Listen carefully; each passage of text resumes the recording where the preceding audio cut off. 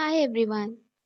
तो आज हम करेंगे आपके हिस्ट्री टेक्स्ट बुक का chapter 7, Ashoka the emperor who gave up war. तो हु वाज अशोका? आपने कई बार अशोका का नाम सुना होगा, लेकिन उनमें ऐसी क्या स्पेशलिटी थी कि उनको greatest emperor of all time कहा जाता है? उन्होंने ऐसी कौन सी पॉलिसीज अपने एम्पायर में बनाई जिसकी वजह से वो इतने ग्रेट लीडर माने जाते हैं? इसके बारे में हम पढ़ेंगे इस चैप्टर में। तो अगर आप इस चैप्टर को एक स्टोरी जैसे पढ़ोगे instead of something which is in your syllabus, you enjoy reading this and you score full marks in your exam. So let us start. Roshan's rupees. Roshan clutched the crisp notes that her grandfather had given her on her birthday. While she badly wanted to buy a new CD, she also wanted to just see and feel the brand new notes. It was then that she noticed that all of them had a smiling face of Gandhiji printed on the right and tiny set of loins on the left. तो रोशन ने क्या notice किया? She noticed कि notes में right side पे गांधी जी की photo printed थी, लेकिन लेफ्ट साइड पे कुछ लॉयंस के सेट प्रिंटेड थे। तो ये लॉयंस क्या थे? उसने सोचा। नाउ वी विल सी कि ये लॉयंस क्या थे। तो एक एम्पायर किसे कहा जाता है? जो एक बहुत बड़ा किंगडम होता है उसे एम्पायर कहा जाता है। किंगडम को किंग रूल करता है और एम्पायर को एम्परर रूल करता है। बस डिफरेंस यही है कि किंगडम एम्पायर के सामने छोटा होता है और एम्पायर बड़ा होता है। The loins that we see on our notes and coins have a long history. They were carved in stone and placed on top of a massive stone pillar at Sarnath. You have already read about Sarnath. Sarnath is a place. तो यहाँ पे क्या है? एक बड़ा सा stone का statue है जिसको कार्व करके मैसिव स्टोन पिलर पे लगाया गया है। इसमें क्या कार्विंग की गई है?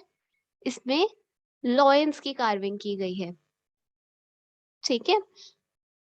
Ashoka was one of the greatest rulers known to history, and on his instructions, inscriptions were inscribed on pillars as well as on rock surfaces.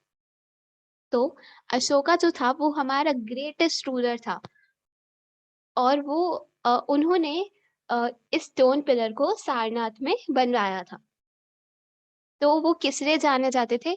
Ashoka जाने जाते थे इंस्क्रिप्शंस पे इंस्ट्रक्शंस लिखने के लिए। उन्होंने कई सारे इंस्क्रिप्शंस लिखे थे। इंस्क्रिप्शंस क्या होता है? जैसे किसी स्टोन पे कार्विंग करना। आपने डिफरेंस पढ़ा होगा मैन्युस्क्रिप्ट और इंस्क्रिप्शन में। मैन्युस्क्रिप्ट को प्रिजर्व करके नहीं रखा जा सकता कई सालों तक, क्योंकि वो पाम लीव्स या ट्रीज पे लिखी जाती हैं। तो उसको कई बार इंसेक्ट्स खा जाते हैं, कई बार वो फायर में फॉरेस्ट फायर्स में खराब हो जाते हैं। लेकिन जो इंस्क्रिप्शंस होते हैं दे लास्ट वेरी लॉन्ग। आज भी हमारे पास अशोका के कई सारे इंस्क्रिप्शंस हैं जिससे हमें अशोका की हिस्ट्री के बारे में पता चलता है। Before we find out what was written in these inscriptions, let us see why his kingdom was called an empire. अब हमने ये जान लिया कि अशोका की स्पेशलिटी क्या थी। उसकी स्पेशलिटी थी इंस्क्राइब करना। अब हम देखेंगे कि उनके किंगडम को एम्पायर क्यों कहा जाता था। The empire that Ashoka ruled was founded by his grandfather Chandragupta Maurya more than 2300 years ago. So see, we are reading something uh, which is 2300 years old. We are reading about someone who lived 2300 years ago. How amazing is history. So Chandragupta Maurya ने मौर्य वंश या फिर Maurya dynasty की founded Mauryan dynasty. तो चंद्रगुप्त मौर्य जो थे उनको support किसका मिला था? चाणक्य का।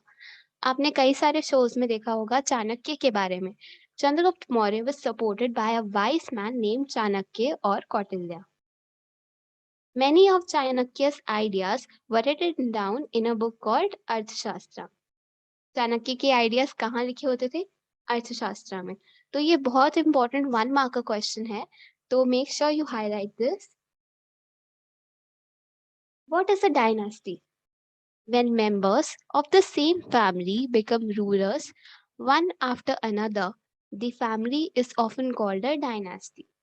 The Mauryas were a dynasty with three important rulers. First one is Chandragupta Maurya, second है उनके बेटे बिंदुसार और थर्ड है बिंदुसार के बेटे अशोक यानी कि चंद्रगुप्त मौर्य की ग्रैंडसन।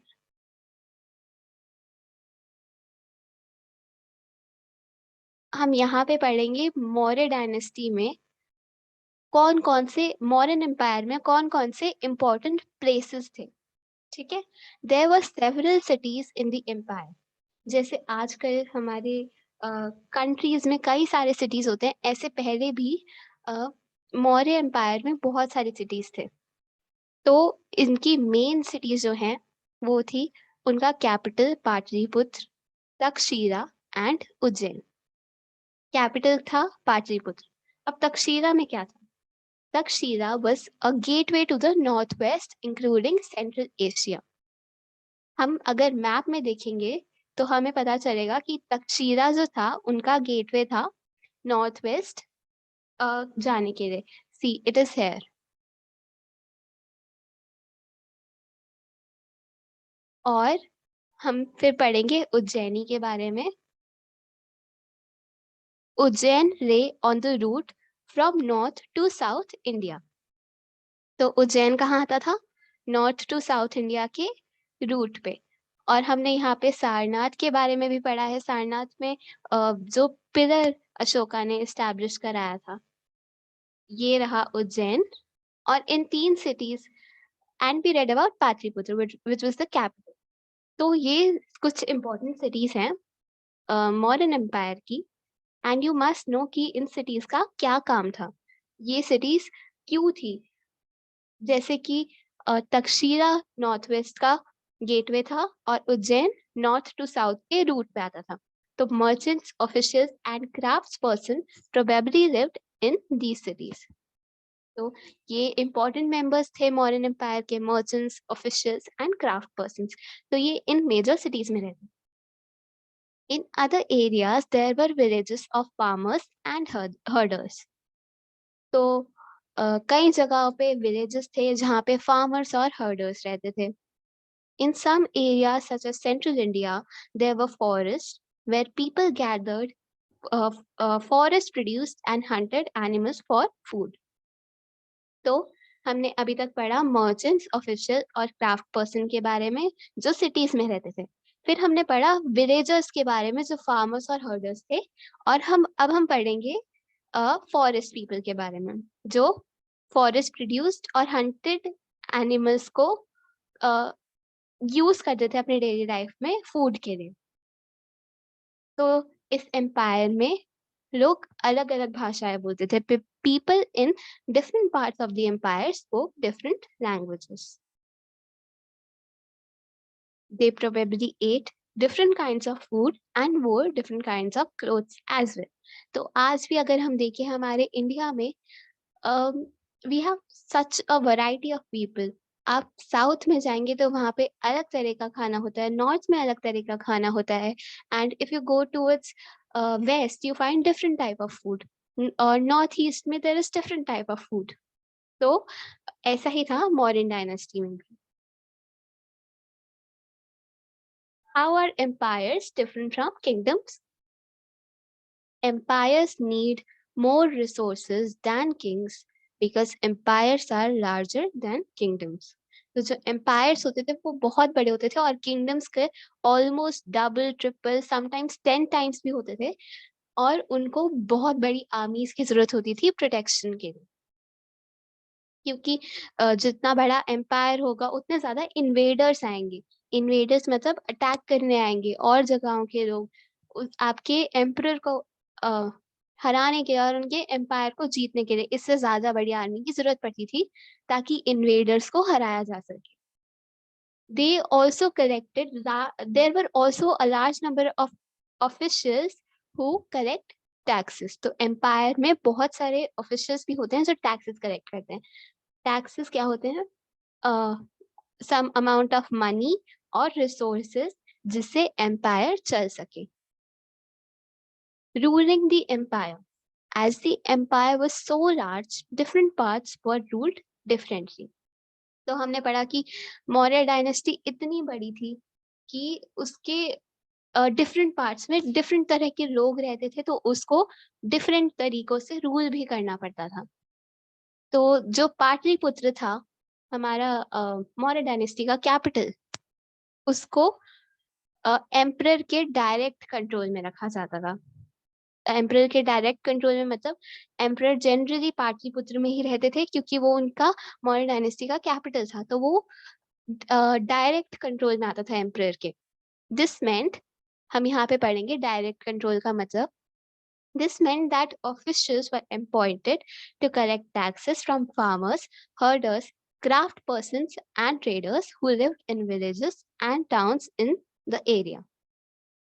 ठीक है, तो इन्होंने ऑफिशियल्स अपॉइंट कर रखे थे स्पेशली टैक्स कलेक्ट करने के लिए। वो घर घर जाते थे और सबसे जितना उनका प्रोड्यूस है, जितना वो पैसे कमाते हैं, उस हिसाब से उनसे टैक्स लिया जाता था।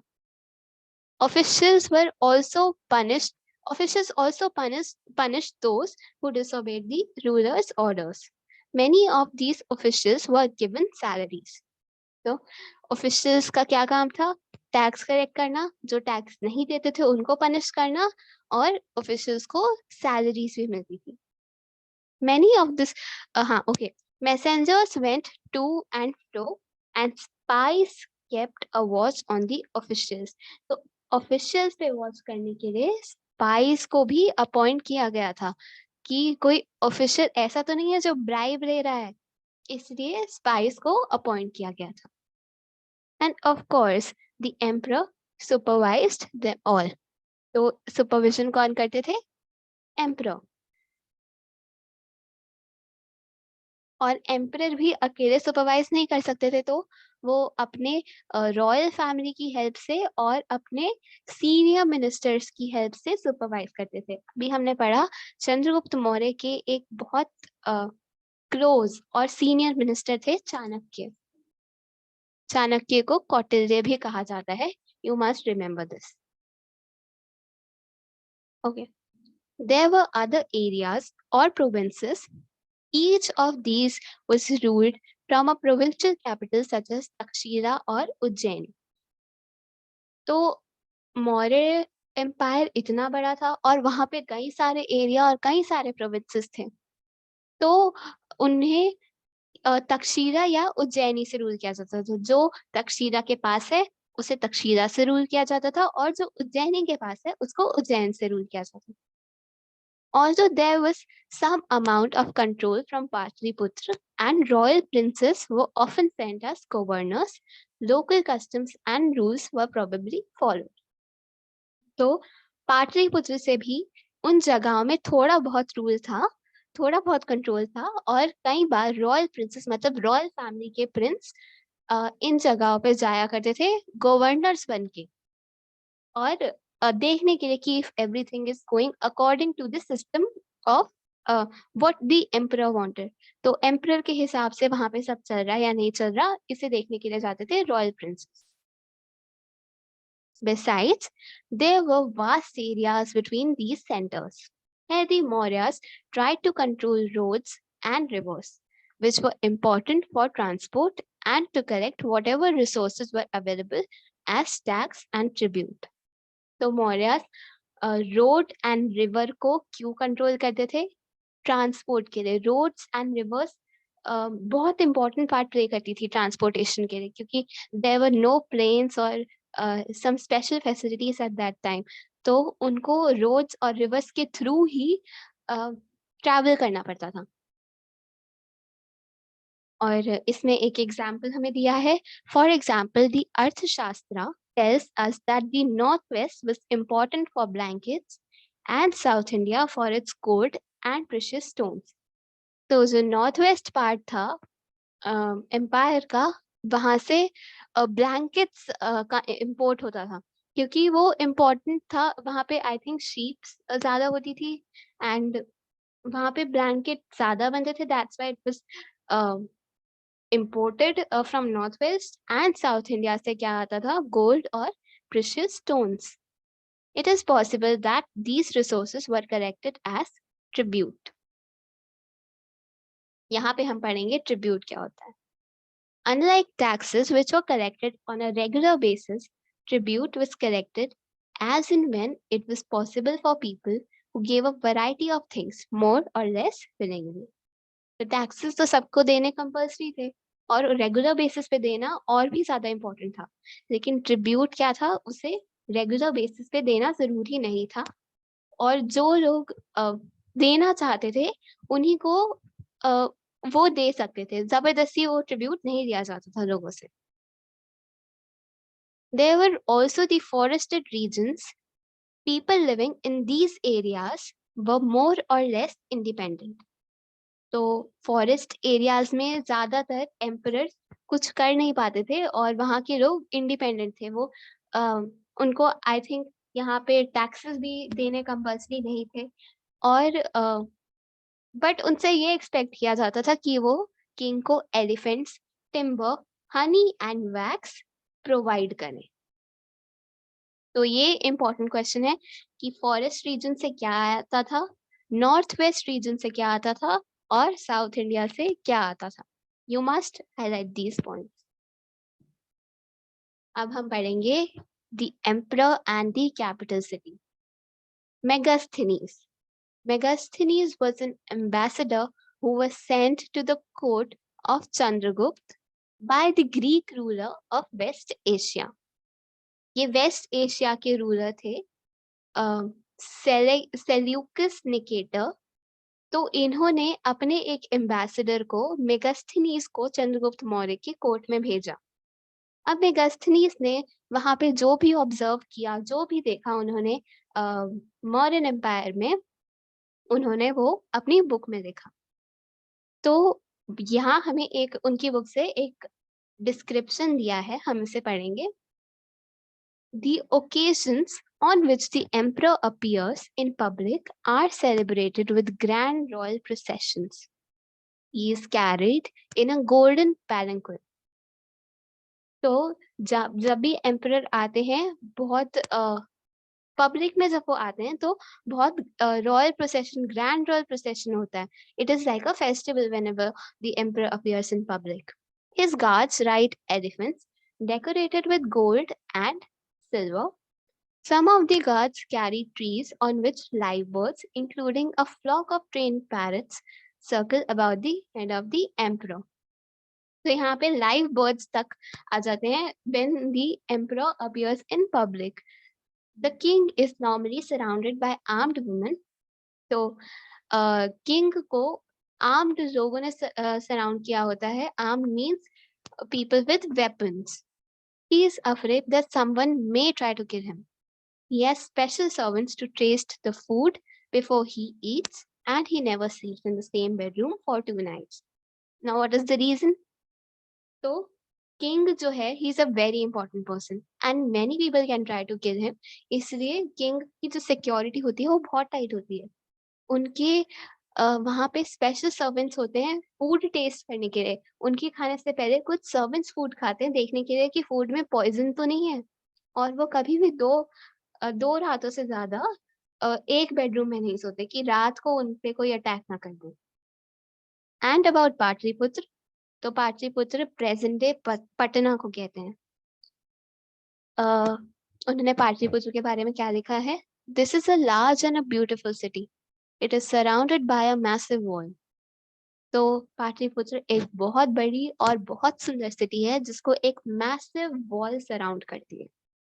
इसमें 570 टावर्स एंड 64 गेट्स हैं. The houses of 2 and 3 stories are built of wood and mud brick.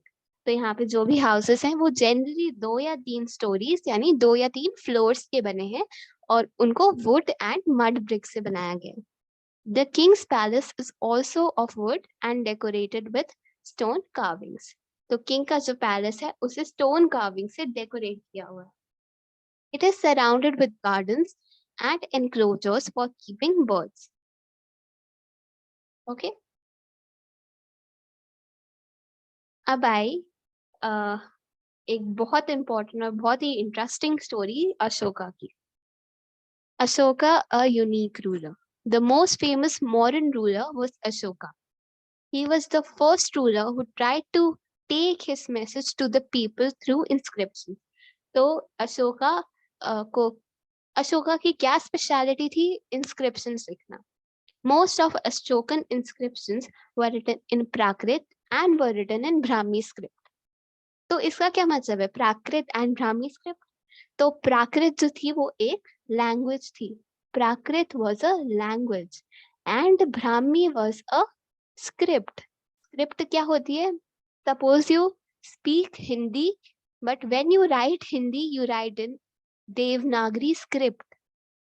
Okay, आप हिंदी लैंग्वेज बोल रहे हो लेकिन उसकी स्क्रिप्ट क्या है? देवनागरी है. हम उसे लिखते कौन सी स्क्रिप्ट में है? देवनागरी में. ऐसे ही बोलने में लैंग्वेज प्राकृत है लेकिन उसको लिखा कौन सी स्क्रिप्ट में जाता था? ब्राह्मी में.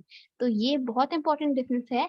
अगर आपसे पूछा जाए कि इंस्क्रिप्शन कौन सी स्क्रिप्ट में लिखे जाते थे तो आप लिखेंगे ब्राह्मी. कौन सी लैंग्वेज में लिखे जाते थे तो आप लिखेंगे प्राकृत. ओके, अब अशोका की लाइफ का एक बहुत इंपॉर्टेंट इवेंट हम पढ़ेंगे. अशोका's war in Kalinga. Kalinga is the ancient name of coastal Odisha. Odisha का एंशियंट नेम क्या है? कलिंगा. तो अशोका ने यहाँ पे एक वॉर लड़ा था, लेकिन इस वॉर के बाद कुछ ऐसा हुआ कि उन्होंने वॉर लड़ने ही छोड़ दी. क्या हुआ इस वॉर में? Let us see. Ashoka fought a war to conquer Kalinga. तो उन्होंने कलिंगा को जीतने के लिए एक वॉर किया. However, he was so horrified when he saw the violence and bloodshed that he decided not to fight any more wars. तो जब उन्होंने कलिंगा को जीत लिया तो उन्होंने देखा इतना bloodshed और इतनी violence. हर जगह there was people dying and उनके family members रो रहे थे. और अशोका को इतना बुरा लगा कि उन्होंने wars करना ही छोड़ दिया.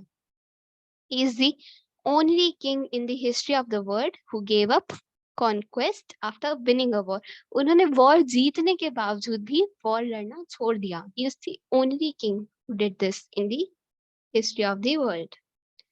So you can see how kind-hearted he was that he stopped um, fighting wars after he saw the bloodshed. फिर उसके बाद उन्होंने क्या किया अभी हम पढ़ेंगे. उससे पहले हम एक उनका इंस्क्रिप्शन पढ़ते हैं जो उन्होंने कलिंगा के वॉर को डिस्क्राइब करने के लिए लिखा है. This is what Ashoka declared in one of his inscriptions. 8 years after becoming a king, I conquered Kalinga. तो उन्होंने 8 years तक वो किंग थे और उसके बाद उन्होंने कलिंगा को कंकर किया, कलिंगा को जीत लिया. About 1.5 lakh people were captured. More than 1 lakh of people were killed. इतने सारे लोग मारे गए थे. This filled me with sorrow. Why? Whenever an independent land is conquered, lakhs of people die and many are taken as prisoners. Brahmins and monks also die. तो उनमें sorrow क्यों? Why was he filled with sorrow? क्योंकि जब भी एक land कंकर होता है तो वहां पे कई सारे लोगों की डेथ होती है.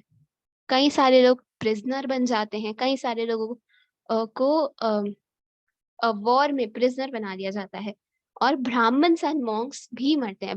ब्राह्मण्स एंड मॉन्क्स को मारना सबसे बड़ा पाप कहा जाता था पहले टाइम में. तो यहाँ पे कई सारे ब्राह्मण्स एंड मॉन्क्स भी मर जाते हैं. People who are kind to their relatives and friends, to their slaves and servants die और लूज देयर लव्ड वंस. तो जो अच्छे लोग हैं वो वॉर में मर जाते हैं या फिर उनके लव्ड वंस मर जाते हैं. This is why I am sad and have decided to observe Dhamma and to teach others about it as well. Why was he sad? He was sad because of the reasons we just read कि कई सारे लोगों की death हो जाती है, कई सारे लोग अपने रिलेटिव्स और फ्रेंड्स को खो देते हैं. इसलिए उन्होंने डिसाइड किया कि वो आज से अभी से धम्मा ऑब्जर्व करेंगे. and to teach others about it as well. अभी हम पढ़ेंगे कि धम्मा का क्या मतलब है. I believe that winning people over through dhamma is much better than conquering them through force. तो it is always said कि प्यार से लोगों को जीतना ज्यादा अच्छा है फोर्स से जीतने की जगह. तो धम्मा का उनको लगा कि इट इज बेटर कि मैं लोगों को धम्मा से जीतूं इंस्टेड ऑफ वॉर से उनको जीतना. I am inscribing this message for the future so that my son and grandson after me should not think about war. तो अशोका ने सोचा कि मैं इसे इंस्क्राइब कर देता हूँ ताकि मेरे आने वाली जो फ्यूचर जनरेशंस हैं वो वॉर ना लड़े, इंस्टेड धम्मा फॉलो करें. तो what is Dhamma? Dhamma is the Prakrit word for Sanskrit term धर्म. आपने कई बार धर्म सुना होगा. धर्म doesn't mean religion over here. धर्म का मतलब रिलीजन नहीं है. धर्म का मतलब है राइटियसनेस. धर्म रिलीजन को भी कहा जाता है पर धर्म राइटियसनेस को भी कहा जाता है. तो यहाँ पे dhamma means righteousness. Now what comes under righteousness? we'll study here. Ashoka's dhamma did not involve worship of a god or performance of a sacrifice.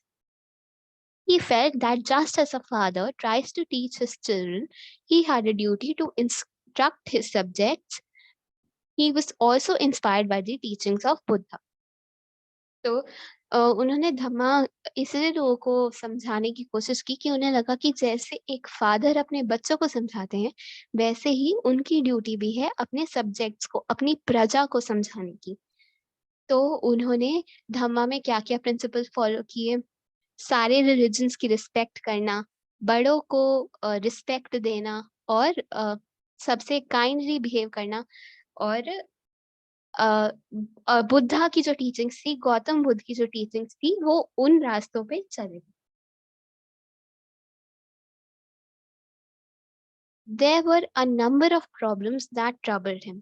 तो क्या क्या प्रॉब्लम्स थी जो अशोका को ट्रबल कर रही थी? ये कुछ पॉइंटर्स हैं, you must note it down. First, people in his empire followed different religions and this sometimes led to conflict. तो अशोका के एम्पायर में डिफरेंट रिलीजन्स फॉलो किए जाते थे. तो उसकी वजह से कई सारे कन्फ्लिक्ट्स होते थे, कई सारी लड़ाइयाँ होती थी. Animals were sacrificed. कई सारे रिलीजन्स में एनिमल्स को सैक्रिफाइस किया जाता था. Slaves and servants were ill treated. Slaves and servants को बुरे तरीके से ट्रीट किया जाता था. And there were quarrels in families and amongst the neighbors. तो अशोका को लगा कि ये सब आपस में ही लड़ते रहेंगे तो यूनिटी होएगी नहीं और इस वजह से हमें कोई बाहर वाला आके रूल करने लग जाएगा. तो ये सब प्रॉब्लम्स अशोका को अपने एम्पायर में दिखी. तो इनको सॉल्व करने के लिए अशोका ने क्या किया? इसको सॉल्व करने के लिए उन्होंने कुछ ऑफिशियल्स अपॉइंट किए जिनको हम कहते थे धम्मा महामता. तो धम्मा महामतास जगह जगह पे जाके लोगों को धम्मा की टीचिंग्स देते थे. Besides, Ashoka got his message inscribed on rocks and pillars. तो उन्होंने ज्यादा से ज्यादा लोगों को अपनी टीचिंग्स के बारे में बताने के लिए, अपनी धम्मा के बारे में बताने के लिए इंस्क्रिप्शन लिखने स्टार्ट किए ताकि जब भी लोग आए कहीं से या कहीं भी जाए तो उन्हें रास्ते में ये इम्पोर्टेंट मैसेजेस दिखें और जितना ज्यादा वो मैसेजेस देखेंगे उतना ज्यादा वो फॉलो करने का ट्राई करेंगे. लेकिन जो लोग नहीं पढ़ सकते थे उनके लिए ऑफिशियल्स को अपॉइंट किया गया ताकि वो अशोका के मैसेजेस पढ़ के उन्हें बता सके. Ashoka also sent messengers to spread ideas about Dhamma to other lands. देखो अशोका ने धम्मा कहाँ तक फैलाया? Syria, Egypt, Greece and Sri Lanka. These were the major places जहाँ पे अशोका ने अपना धम्मा स्प्रेड किया. अशोका ने और क्या किया? He built roads, dug wells, and built rest houses. Besides, he arranged for medical treatments for both human beings and animals. तो उन्होंने कई सारे रोड्स, रेस्ट हाउसेस बिल्ड किए और मेडिकल ट्रीटमेंट की अरेंजमेंट की. हम इसमें पढ़ेंगे अशोका के मैसेज उनके सब्जेक्ट्स के लिए। People perform a variety of rituals when they fall ill, when their children get married, when children are born, or when they go on a journey. These rituals are not useful. Ashoka को लगा कि इतने सारे rituals follow करने का कोई use ही नहीं है. If instead people observe other practices, this would be more fruitful. तो अगर लोग दूसरी प्रैक्टिसेस, कौन सी प्रैक्टिसेस अभी वो बताएंगे, उनको ऑब्जर्व करें तो उससे ज्यादा फायदा होगा. ये कौन सी प्रैक्टिसेस हैं? These are being gentle with slaves and servants, अपने slaves को और अपने servants को प्यार से treat करना, अपने elders की respect करना, सारे creatures को compassion से treat करना, सारे creatures में animals, humans and all living beings, सबको respect से treat, compassion से treat करना, सबको giving gifts to Brahmins and monks को गिफ्ट देना, उनको ट्रिब्यूट्स देना. It is both wrong to praise one own religion और क्रिटिसाइज अनदर्स. तो वो कहते थे कि अपने रिलीजन की ना तारीफ करो ना किसी और रिलीजन की बुराई. Each one should respect the other's religion. If one praises one's own religion while criticizing another, one is actually doing greater harm to one's own religion. तो इसका क्या मतलब है कि अगर हम दूसरों के रिलीजन को क्रिटिसाइज करें और अपने रिलीजन के बारे में बढ़ा चढ़ा के बोलें, तो वो अपने रिलीजन के लिए ज्यादा हार्म कर रहा है. तो अशोका मानते थे कि हमें ना अपने रिलीजन की तारीफ करनी है और ना किसी और रिलीजन को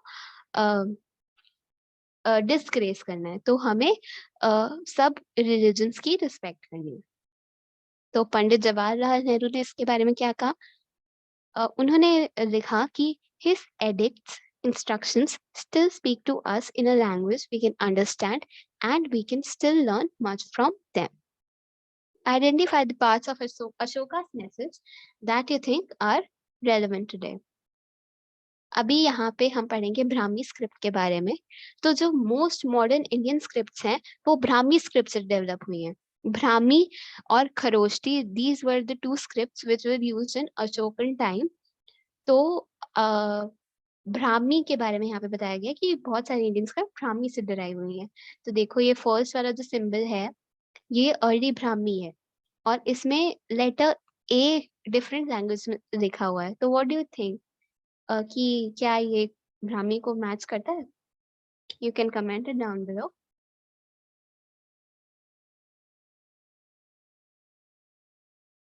So this chapter is over and now we will look what was happening elsewhere in that time.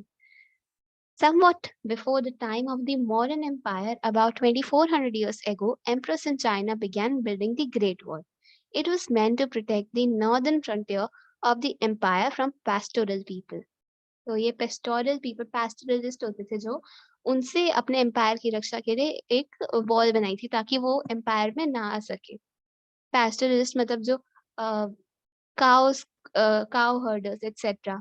Additions to the wall were made over a period of 2000 years because the frontiers of the empire kept shifting.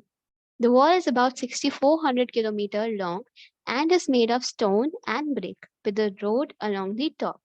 Several thousand people worked to build the wall. तो ये wall कितनी बड़ी है? 6,400 kilometre long, 6,400 kilometre long, और ये stone और brick से build की गई है. ये वॉल आज भी एग्जिस्ट करती है, great wall of China. And इसको बनाने के लिए थाउजेंड्स ऑफ पीपल इन्होंने काम किया था. ओके, तो now this chapter is over and we will do the 1 marker questions. Let us start. Officials collected dash from the area under the direct control of the rulers. तो officials क्या collect करते थे? Taxes collect करते थे.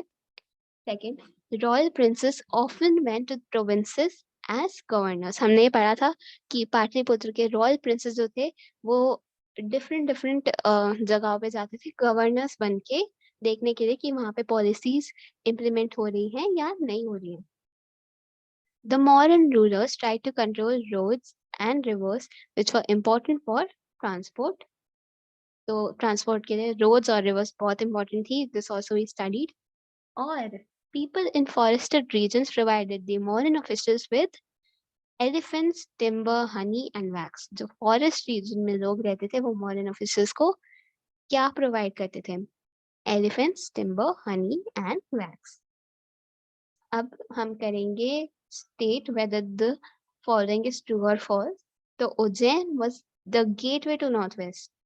False. Ujjain was not the gateway to northwest. Chandragupta's ideas were written down in the Arthashastra. Chandragupta के idea अर्थशास्त्र में लिखे जाते थे. चाणक्य के आइडियाज अर्थशास्त्र में लिखे जाते थे. तो this can be both true and false.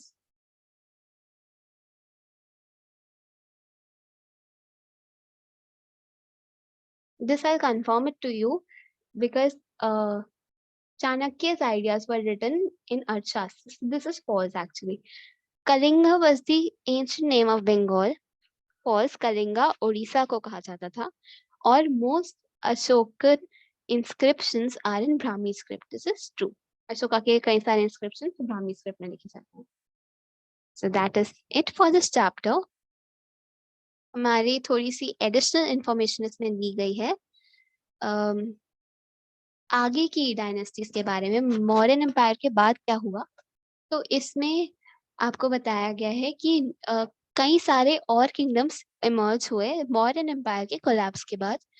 तो इन किंगडम्स में इंडो ग्रीक्स थे जिन्होंने अबाउट 100 इयर्स तक रूल किया. इसके बाद सेंट्रल एशिया के लोग जिनको शाकास कहते थे वो उन्होंने नॉर्थ एंड वेस्ट इंडिया में रूल किया. Some of these kingdoms lasted about 500 years till the Shakas were defeated by Gupta kings. So एक बहुत famous Shaka ruler था रुद्रदमन. उसके बारे में हम पढ़ेंगे further classes में. तो Shakas were defeated by Gupta rulers. The Shakas in turn were followed by the Kushanas. फिर कुशान आए और कुशानस में अब कुशानस ने शाकास को फॉलो किया. और उसके बाद नॉर्थ में and central India में a general of the Mauryas named Pushyamitra Shunga. तो ये मौर्यस का ही एक जनरल था पुष्यमित्र शुंगा. इन्होंने एक किंगडम इस्टेब्लिश किया. ये मौर्यन एम्पायर में ही ये जनरल थे Pushyamitra Shunga. This is important point. इन्होंने शुंगास का किंगडम इस्टेब्लिश किया और इसके बाद आए Kanwas and by rulers from other families till the establishment of Gupta Empire. तो जब तक गुप्ता एम्पायर नॉर्थ में नहीं आया तब तक शुंगास और कनवास ने यहाँ पे रूल किया. The Shakas who ruled over parts of western India fought several battles with the Satvahans. Satavahanas central Asia से ये लोग इंडिया में सेंट्रल इंडिया में रूल करते थे और वेस्टर्न एंड सेंट्रल इंडिया को रूल किया था इन्होंने. और सातवाहन का किंगडम एस्टैब्लिश हुआ था अबाउट 2100 इयर्स एगो और ये 400 इयर्स तक लास्ट किया. फिर उसके बाद एक और रूलिंग फैमिली आई वाकाटक्स. तो ये सेंट्रल और वेस्टर्न इंडिया में पावरफुल हुए. फिर उसके बाद आए चोलास, चेरास और पांड्यास साउथ में. और इनके बाद आए पल्लवास और चालुक्यास. तो साउथ में मेजरली चोलास, चेरास, पांड्यास और उसके बाद पल्लवास और चालुक्यास के बारे में बताया जाता है. और ऐसे कई सारे किंगडम्स इंडिया में एस्टैब्लिश हुए. There were other changes that were taking place in which ordinary men and women played a major role. In which ऐसे कई सारे चेंजेस आ रहे थे हमारे इंडिया में जिसमें कई सारे ऑर्डिनरी मेन एंड वुमेन ने बहुत मेजर रोल प्ले किया. तो इसमें क्या आता था? Spread of agriculture, growth of new towns, craft production and trade. Traders explored land routes within the subcontinent and outside, and sea routes to West Asia, East Africa, and Southeast Asia were also opened up, and many new buildings were built. including the earliest temples and stupas, books were written, and scientific discoveries were made. तो stupas बनाए गए थे, temples बनाए गए थे, books लिखी गई थी और बहुत सारी साइंटिफिक डिस्कवरीज भी हुई थी इस टाइम पे। These developments took place simultaneously। तो ऐसा नहीं था कि सिर्फ एक ही चीज हो रही थी, सिर्फ मॉडर्न डायनेस्टी चल रही थी, पूरे वर्ल्ड में कई सारी चीजें साइमल्टेनियसली हो रही थी सेम टाइम पे। Keep this in mind as you read the rest of the book। तो आपको आगे भी और सारी इंपॉर्टेंट चीजें बताई जाएंगी। और that's it। Thank you for watching the video। Goodbye। Have a good day।